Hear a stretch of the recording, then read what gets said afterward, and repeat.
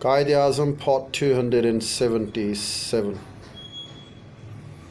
Even if Attlee had then been in office, his suspicion of the unrepresentativeness, or rather the fractured representative status of the parties, would have led him to reject an executive, hence ministry, that was predominantly of a Hindu Congress. If the party leaders could not or would not agree on an interim coalition, then their respective claims will have to be tested against the litmus of electoral support. This meant elections, and they followed soon enough. During the unreal years of Congress' absence from politics, the League had benefited by being catapulted as a major all-India party, besides its then enjoyed office too in some provinces.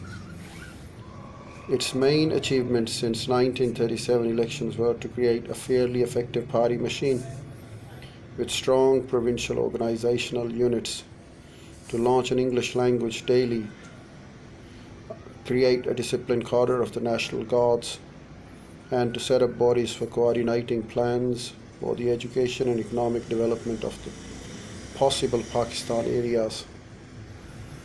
These, by any reckoning, were significant gains. It was Jinnah's persistent demand for a Muslim nation and his capacity to block progress unless this was conceded that Wavell had striven to dilute unsuccessfully, and transpired, however, by then, through persisting skillfully with his use of two-nation theory in negotiations, Jinnah had succeeded in almost totally polarizing the political situation in India. Between the Congress and the Muslim League, thus adding ballast to existing British prejudices, and he obtained for the Muslims a voice in Indian politics which the straight arithmetic of numbers could never have given them. At the time of the Cripps mission, Jinnah had been prepared to commit the League to participating in the central government, though it was then purely a party of opposition, governing none of the Muslim majority provinces which it later claimed for Pakistan.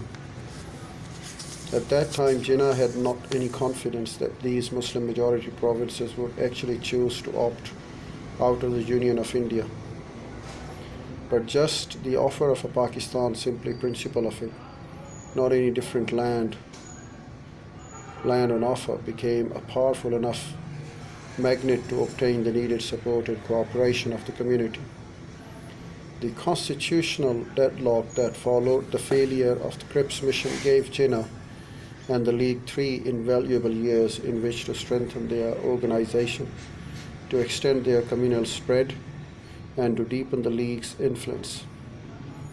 The political situation in India also got transformed between 1940 to 1945, as in those 3 years the League became the party of government in Sindh, Bengal, the NWFP, and even in the Hindu majority province of Azam.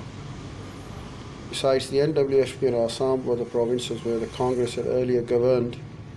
Of the provinces that Jinnah claimed for Pakistan, only Punjab now stood defiantly apart.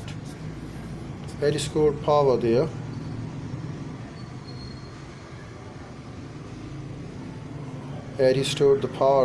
perhaps he would have accepted Wavell's scheme. But even so, he would surely have sought more than just a restatement of the Cripps offer of the local options. Jinnah now hoped with some reason for a Pakistan that included all of the Muslim majority provinces, and that also only if the absolutely necessary through the plebiscite. The total immobilization of the Congress leadership by being jailed and their consequent political subjection for 3 years without doubt affected the functioning of the Congress party during that period. Throughout the country, but much more significantly, it also greatly distorted the future course of India's politics, contributing markedly to enhance Jinnah's unreal sense of relative political and social importance of the League.